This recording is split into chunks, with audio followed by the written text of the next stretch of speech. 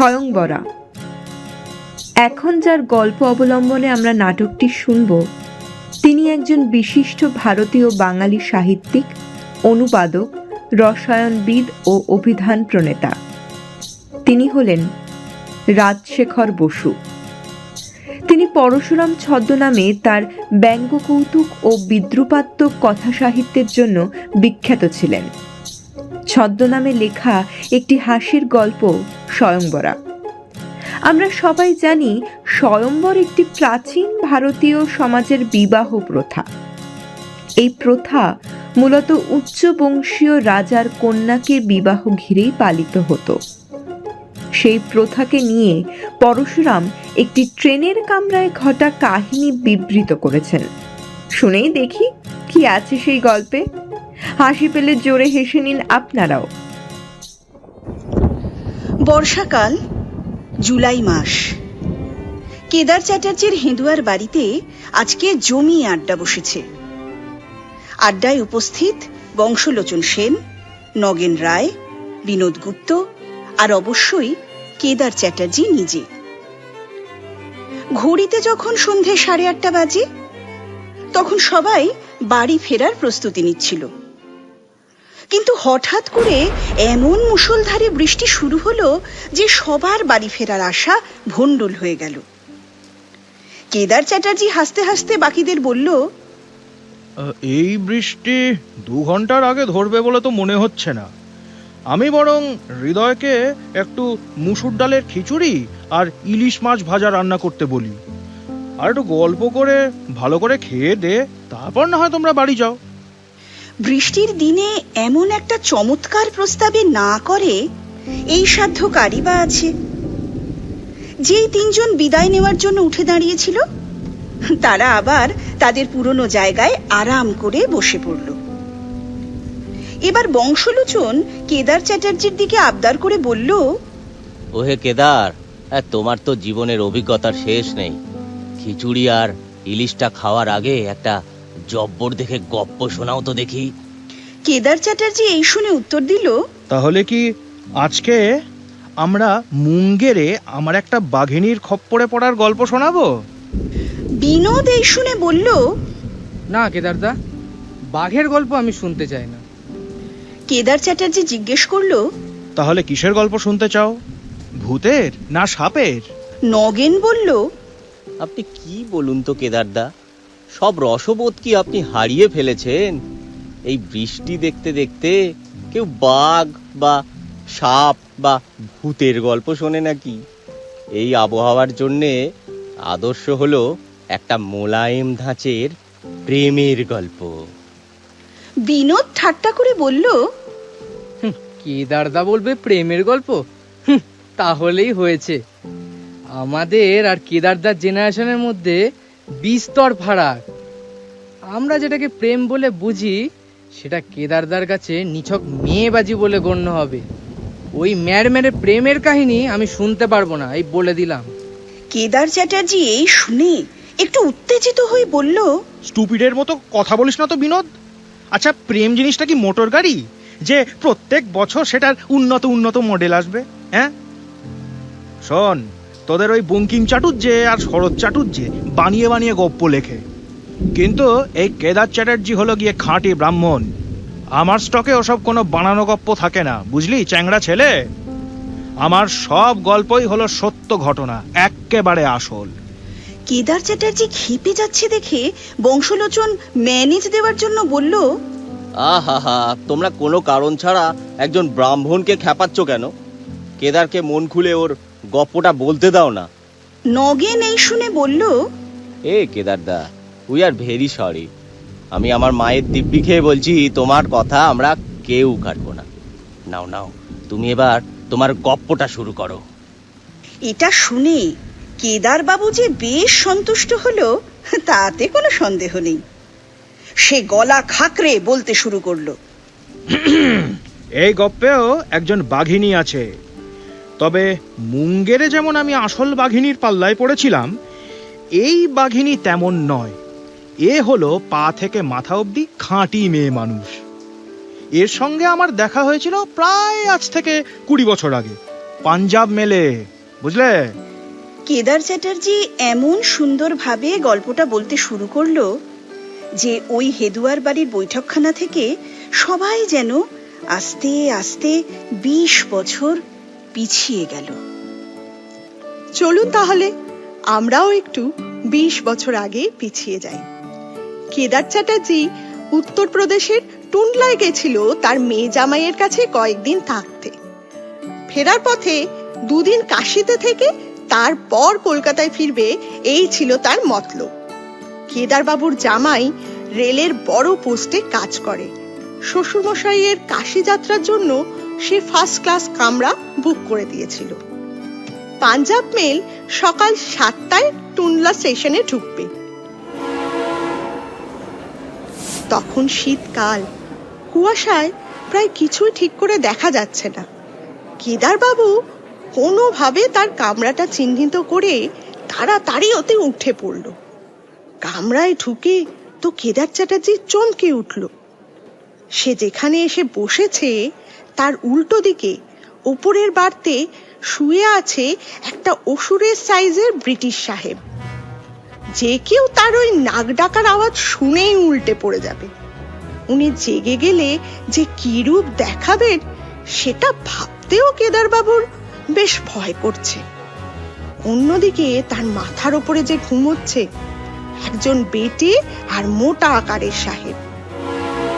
কিন্তু এই কামরায় লোয়ার বাড়তে আর একজন আছে যাকে এখনো কেদার চ্যাটার্জি দেখতে পায়নি, কিন্তু তার সিটে দামি বিছানা পাতা আছে। সেই বিছানার ওপর একটা ভল্লুকের চামড়া দিয়ে তৈরি করা সোয়েটারও রাখা আছে। এছাড়াও ওই সিটে আরো নানান জিনিসপত্র ছড়ানো রয়েছে। কেদার এসব দেখে মনে মনে ভাবলো, ট্রেন তো চলতে শুরু করে দিয়েছে, এখন তো পালানোরও উপায় নেই। কি আর করি, দুর্গা নাম জপ করতে করতে এই প্রার্থনা করি যেন সুস্থভাবে কাশী যাত্রা করি। মা গো, জয় মা, জয় মা। এরপর দেখতে দেখতে আধ ঘন্টা কেটে গেল। ওই দুজন সাহেবও ঘুম থেকে উঠল না, আর সেই দেখে কেদার বাবুরও মনে একটু একটু করে সাহস বাড়তে থাকলো। হঠাৎ বাথরুমের দরজা খুলে কে একজন বেরিয়ে এলো। প্রথমে কেদার চ্যাটার্জি তাকে খেয়াল করেনি। সে তার উল্টো দিকে সিটে এসে বসতে কেদার বাবু মুখ তুলে তার দিকে তাকালো। কেদার চ্যাটার্জির মুখোমুখি বসে আছে একজন অপরূপ সুন্দরী মেম সাহেব। কেদার বাবু দূর থেকে এর আগে প্রচুর মেম সাহেব দেখেছে, কিন্তু এত কাছ থেকে এক মেম সাহেবকে দেখার সৌভাগ্য তার কোনোদিন হয়নি। কেদার বাবু মনে মনে ভাবলো, এই মেম সাহেবের মুখটা দেখলে চীনের করমচার কথাই মাথায় আসে। আর ঠোঁটগুলো দেখে তো মনে হচ্ছে 2টো পাকা লঙ্কা ওপর নিচ করে বসানো আছে। এই মেম সাহেবের পরনে ছেলেদের শার্ট আর কোমরের নিচে একটা গামছা বাঁধা। কেদার চ্যাটার্জি যদিও পরে জানতে পেরেছিল যে ওটাকে গামছা না, স্কার্ট বলে। এরপর কেদার বাবু মেম সাহেবের দিকে তাকিয়ে কপালে হাত ঠেকিয়ে বলল, সেলাম মেম সাহেব। এই শুনে মেম সাহেব ফিক করে হেসে ফেলল। তারপর ওর 2টো পাকা লঙ্কার মতো ঠোঁট খুলে উত্তর দিল, গুড মর্নিং। এই বলে সে হঠাৎ উঠে কেদার বাবুর একেবারে পাশে এসে বসলো। কেদার বাবু ভয় পেয়ে গিয়ে তড়াং করে উঠে দাঁড়িয়ে পড়ল। এই দেখে মেম সাহেব আবার বলল, সিট ডাউন বাবু, ডরো মত। এবার মেম সাহেব তার ব্যাগের ভেতর থেকে একটা সিগারেট বার করে ধরাল, আর ধূমপান করতে করতে মন দিয়ে কেদার বাবুকে দেখতে থাকলো। কেদার বাবু একটু অপ্রস্তুত হয়ে গিয়ে জিজ্ঞাসা করলেন, মানে মেম সাহেব क्या देखता? कुछ नहीं, नो ऑफेंस, तुम कौन हो बाबू? কেদার চ্যাটার্জির মনে হলো ওই মেম তাকে যেন অন্য কোনো গ্রহের প্রাণী বা চিড়িয়াখানার জন্তু ভেবে এক দৃষ্টে তাকিয়ে আছে। ব্রাহ্মণের আঁতে ঘা লাগলো। কেদার বাবু এবার মেম সাহেবের প্রশ্নের উত্তরে বলল, I Kedar Chatterjee, no zoo garden. Bengali? Yes sir, মানে yes ma'am, high caste Bengali Brahmin. किंतु आप कौन हो madam? Joan Jilter, I live in America. India is an আশ্চর্য place. কেদারবাবু বুঝলো যে সে বোধহয় এই মেম সাহেবের সঙ্গে বন্ধুত্ব করে নিয়েছে। এই সাহসটা পেয়ে সে মেম সাহেবকে কামরার আরো দুজনকে দেখিয়ে প্রশ্ন করলো। এরা কারা ম্যাডাম? মেম সাহেব ওই অসুরের দিকে তাকিয়ে ইশারা করে বলল, দ্যাট চ্যাপ হচ্ছে টিমোথি টোপার, ক্যালিফোর্নিয়াতে থাকে। আমায় বিয়ে করতে চায়। ওর প্রায় 10 কোটিরও বেশি সম্পত্তি আছে। আর ওই যে বেটে করে লোকটা, ওটা হলো ক্রিস্টোফার কলম্বাস ব্লটো। এও আমায় বিয়ে করতে চায়। এরও 10 কোটি ডলার আছে। মেম সাহেব ওই দুই সাহেবের কথা তুলতেই ওরা দুজনেই যেন আপনি হাফ ঘুম থেকে উঠে পড়ল। অসুর কেদার চ্যাটার্জির দিকে তাকিয়ে বলল, you get out right now. এদিকে বেটে লোকটা মুখে কিছু বলল না, খালি কেদারবাবুকে দেখে হাত পা ছুটতে লাগলো। কেদারবাবু আবার ভয় পেয়ে গিয়ে নিজের সিট ছেড়ে উঠে দাঁড়ালো। মেম সাহেব কেদারবাবুকে আশ্বাস দিয়ে বলল, ভয় পাবেন না চ্যাটার্জি, আপনি বসে পড়ুন। এরপর মেম সাহেব একে একে দুই সাহেবের কাছে গিয়ে তাদের মাথায় আস্তে করে হাত বুলিয়ে দিল। ম্যাজিকের মতো আবার দুজন ঘুমের দেশে ফিরে গেল। আর এই দেখে কেদারবাবু আবার বসে পড়ল। এরপর ওই ট্রেনের কামরায় অনেকক্ষণ কেউ কোনো কথা বলল না। অসুর আর বাটুল সাহেব দুজনেই নাক ডেকে ঘুমোচ্ছে। এদিকে মেম সাহেব ব্যাগ থেকে একটার পর একটা সিগারেট ধরিয়ে অন্যমনস্ক হয়ে কি যেন ভাবছে। হঠাৎ ওই মেম সাহেব কেদারবাবুর আঙুলের দিকে তাকালো। তারপর কৌতূহলের সঙ্গে প্রশ্ন করলো, হাউ লাভলি! আপনার হাতে ওটা কিসের আংটি? কেদার চ্যাটার্জির ডান হাতের মাঝের আঙুলে একটা রূপো আর তামার তারে জড়ানো পলার আংটি আছে। সেই আংটি মেম সাহেবের দৃষ্টি আকর্ষণ করেছে। জন জিল্টার এর প্রশ্ন শুনে কেদারবাবু মুখে কিছু বলল না, শুধু নিজের ডান হাতটা মেম সাহেবের দিকে বাড়িয়ে দিল। মেম সাহেব অনুমতি না নিয়েই ওই পলার আংটি কেদারবাবুর আঙুল থেকে খুলে নিজে আঙুলে পুরে নিল। তারপর উৎসাহের সঙ্গে বলল, বিউটিফুল। কেদার চ্যাটার্জি মেম সাহেবের ভাবভঙ্গি দেখে মনে মনে ভাবলো, হরে রাম, হরে রাম, এটা তো আমার ত্রিসন্ধ্যা জপ করার আংটি। এই ম্লেচ্ছ অবশেষে সেটাকে অপবিত্র করে দিল। যাগ্গে, ওটা ও বাজেয়াপ্ত করে নিয়েছে, এটা একদিক থেকে ভালো। ওটা আবার আমাকে ফেরত দিয়ে দিলে ভারী মুশকিল হতো তখন। এই সব ভেবে কেদারবাবু তাড়াতাড়ি মেম সাহেবকে বলল, আপনার নিশ্চয়ই এই আংটি খুব পছন্দ হয়েছে। আপনি এটা আপনার কাছে রেখে দিন। ভেরি হোলি আংটি, ভেরি হোলি। জন জিল্টার এই শুনে খুশি হয়ে গেল। এরপর সে তাড়াতাড়ি সিটের তলা থেকে নিজের সুটকেস বের করে নিজের কোলে রাখলো। ওই সুটকেস থেকে একটা ছোট্ট পুঁটুলি বেরোলো। সেই পুঁটুলি থেকে সে একটা চুনির আংটি বের করে কেদারবাবুর ডান হাতে পরিয়ে দিল। তারপর বলল, ব্যাস হয়ে গেল আমাদের আংটি এক্সচেঞ্জ। আপনার আংটিটা আজ থেকে আমার, আর আমার আংটিটা আজ থেকে আপনার। সে কি কথা! আমার আংটির দাম মোটে 9 কিন্তু আপনার এই চুনির আংটি তো তার থেকে অনেক বেশি দাম। ইউ ওল্ড ম্যান, তোমার উপহার যদি আমি নিই তাহলে আমার উপহারও তোমাকে নিতে হবে, তাই নয় কি? থ্যাংক ইউ মেম সাহেব, আমি আপনার গোলাম। Forget me not. Punjab mail এবার এটাওয়া স্টেশনে দাঁড়ালো। রেলের স্টাফরা কেদারবাবুর কামরায় এসে সবার জন্য চা আর স্ন্যাক্স রেখে গেল। চা খেতে খেতে কেদারবাবু মেম সাহেবকে প্রশ্ন করলো, ম্যাডাম, আমি আপনাকে একটা পার্সোনাল কোয়েশ্চেন করলে আপনি কি কিছু মনে করবেন? না না, আপনি বলুন না, কি বলতে চান? আচ্ছা, এই যে দুজন সাহেব ঘুমোচ্ছেন, এনারা তো দুজনেই আপনাকে বিয়ে করতে চান। তা আপনি কোন ভাগ্যবানটিকে বেছে নেবেন? এটাই তো এখন আমার জীবনের সবচেয়ে বড় সমস্যা চ্যাটার্জি। আমি এখনো মনস্থির করতে পারিনি। কখনো মনে হয় টিমোথি হলো উপযুক্ত পাত্র, আবার অন্য সময় মনে হয় যে ব্লটোকে বিয়ে না করলে আমি ভুল করব। দেখো, টিমি লম্বা চওড়া সুপুরুষ, আমাকে খুব ভালোবাসে, কিন্তু মদ খেলেই ওর মেজাজ খারাপ হয়ে যায়। আর এই ব্লোটো সাহেব?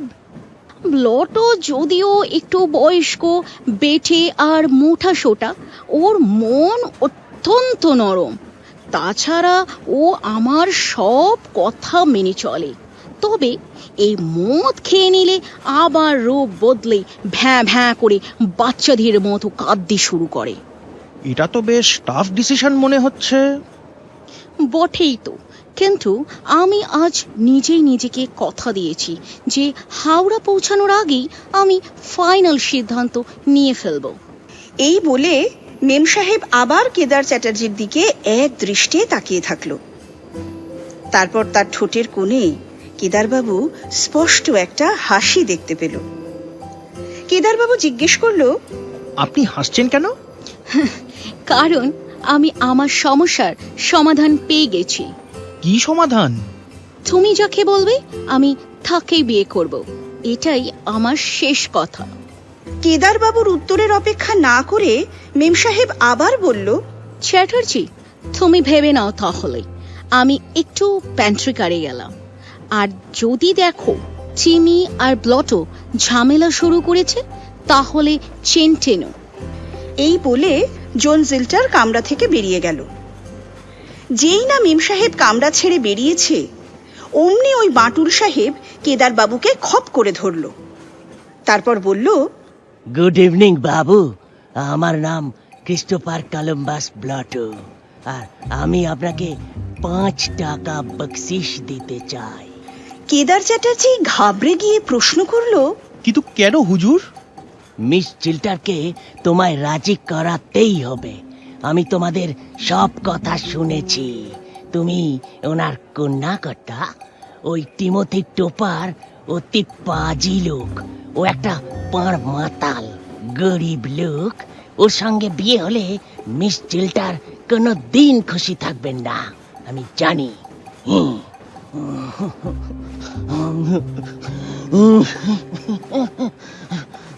এই বলে ওই বাটুল সাহেব কিছুক্ষণ আপন মনে ফুঁপিয়ে ফুঁপিয়ে কাঁদল।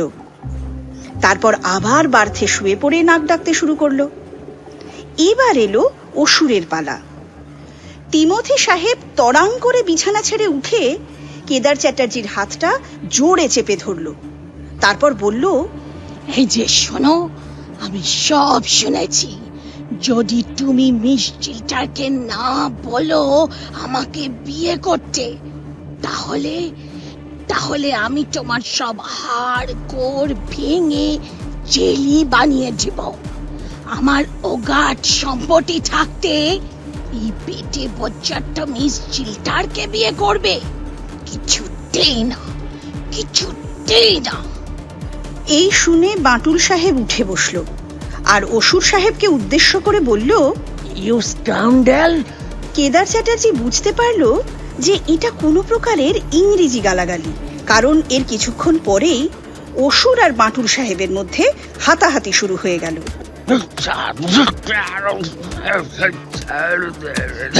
এই দেখে কেদারবাবু দৌড়ে মিস জিল্টারকে ডাকতে গেল, কিন্তু মিস জিল্টার দুই সাহেবকে কিছুতেই শান্ত করতে পারল না।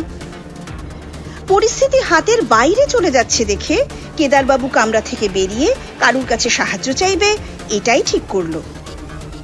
হঠাৎ সে একজন সাদা ফ্ল্যানেলের প্যান্ট পরা সাহেবকে দেখতে পেল।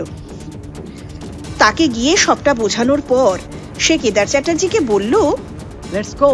প্রথমে ওই ফ্ল্যানেল সাহেব অসুর আর বাটুল সাহেবকে অহিংসভাবে থামানোর চেষ্টা করল। তাতে যখন কাজ হলো না, তখন সে হাত চালালো। ফ্ল্যানেল সাহেবের ঘুষিতে এমন জোর যে টিমির ওই দানবের মতো চেহারাটা উড়ে গিয়ে দরজার সঙ্গে ধাক্কা খেলো। টিমি ঘুষি খেয়ে সঙ্গে সঙ্গে প্রায় অজ্ঞান হয়ে গেল। এদিকে আমাদের বাটুল সাহেব তো ইতিমধ্যেই ফ্ল্যানেল সাহেবের ভয়ে বার্তের তলায় গিয়ে লুকিয়ে পড়ল। এই অ্যাকশন সিনের পর মেম সাহেব রেলের পুলিশকে অসুর আর বাটুল সাহেবের নামে নালিশ জানালো। পুলিশ ওই দুই সাহেবকে পরে স্টেশনে তাদের মালপত্র সমেত নামিয়ে দিল। একটু জিরিয়ে নিয়ে মেম সাহেব কেদারবাবুর সঙ্গে ওই ফ্লানেল সাহেবের আলাপ করিয়ে দিল। চ্যাটার্জি, ইনি হলেন বিখ্যাত মিস্টার বিল বাউন্ডার। কেদারবাবু আর বাউন্ডার সাহেব হাত মেলালো। হঠাৎ কেদার চ্যাটার্জির মাথায় একটা অসাধারণ ফোন দিয়ে এলো। কেদারবাবু মেম সাহেবের দিকে তাকিয়ে বলল, দেখুন মিস জোন, টিমি আর ব্লোটো দুজনেই তো কাবু হয়ে গেছে। আমি বলি কি, আপনি বরং এই বিল সাহেবকেই বিয়েটা করে ফেলুন। উনি খুব ভালো লোক। রাইট ইউ আর চ্যাটার্জি, আমার তো এটা আগে মাথাতেই আসেনি। এবার মিস জোন ফ্ল্যানেল সাহেবকে প্রশ্ন করলো, বিল আমায় বিয়ে করবে? ফ্ল্যানেল সাহেব এই শুনে উত্তর দিল, কে বলেছে করবো না? কেদার চ্যাটার্জি বলল, আমারও এই বিয়েতে মত আছে। তোমরা দুজনে এগিয়ে এসো, আমি তোমাদের আশীর্বাদ করব, একেবারে রিয়েল হিন্দু স্টাইল, বুঝলে? আশীর্বাদ পর্ব শেষ হলো। পাঞ্জাব মেল আর কিছুক্ষণের মধ্যেই কাশী স্টেশনে এসে থামলো। কেদার চ্যাটার্জির সঙ্গে মেম সাহেব আর মিস্টার বিলও স্টেশনে নেমে দাঁড়ালো তাকে বিদায় জানাবে বলে। মেম সাহেব কেদারবাবুকে বলল, আপনি কিন্তু আমার বিয়েতে অবশ্যই আসবেন। গ্র্যান্ড হোটেল, পরের মাসের প্রথম দিন। এই অবধি সব ঠিকই ছিল, কিন্তু এর পরেই হলো কেলেঙ্কারি। কেদারবাবু দুজনকে টাটা বলে যেই না ঘুরে এগোতে যাবে, অমনি মেম সাহেব পেছন থেকে ডাকলো, চ্যাটার্জি। কেদারবাবু মেম সাহেবের দিকে তাকালো। কিছু বোঝার আগেই ব্যাপারটা ঘটে গেছে। মিস জোনের পাকা লঙ্কার মতো দুটো ঠোঁট কেদার ব্রাহ্মণের গালে গিয়ে ঠেকেছে। কলকাতায় ফিরে এই কাহিনী তার স্ত্রীকে বলতেই কেদারবাবু স্ত্রীর নাপিত ডেকে ওর সব দাড়ি গোঁফ চেঁচে দিল, আর মেম সাহেবের দেয়া ওই চুনির আংটি গঙ্গা জলে ধুয়ে নিজেই পড়তে শুরু করলো। ওহো, আমি তো ভুলেই গেছি, আপনারা কি মেম সাহেবের বিয়ের কথা জিজ্ঞাসা করছেন? সে ভীষণ দুঃখের কথা। কেদার চ্যাটার্জি গ্র্যান্ড হোটেলে গিয়েছিল পরের মাসের 1 তারিখে। সেখানে গিয়ে কেদারবাবু কাউকেই খুঁজে পেল না। শেষে একটা খানসামাকে জিজ্ঞাসা করতে সে বলেছিল, বিয়ের আগেই বেটি পালিয়েছে, রানেল সাহেব তাকে খুঁজতে গেছে। আপনি বরং পরের সপ্তাহে আসুন, তখন দেখছি।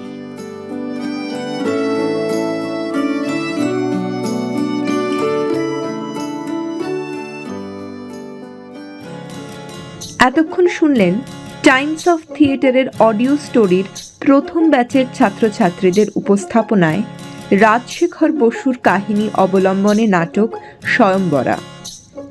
নাট্যরূপ হিন্দোল নন্দী, পরিচালনায় সুরঞ্জনা দাশগুপ্ত, অভিনয় আঁখি চ্যাটার্জি, দ্যুতি দত্তগুপ্ত, প্রিয়াঙ্কা ভট্টাচার্য, কেতকী মিত্র দাস, সিদ্ধার্থ দে, ত্রিশান বোস, অনর্ঘ্য মুখোপাধ্যায়। সঞ্চালনায় আহিলি মসিদ, আবহ ও সম্পাদনায় তুনির চ্যাটার্জি। সম্প্রচার গ্রে অ্যান্টেনা। প্রযোজনা Times of theatre school of drama.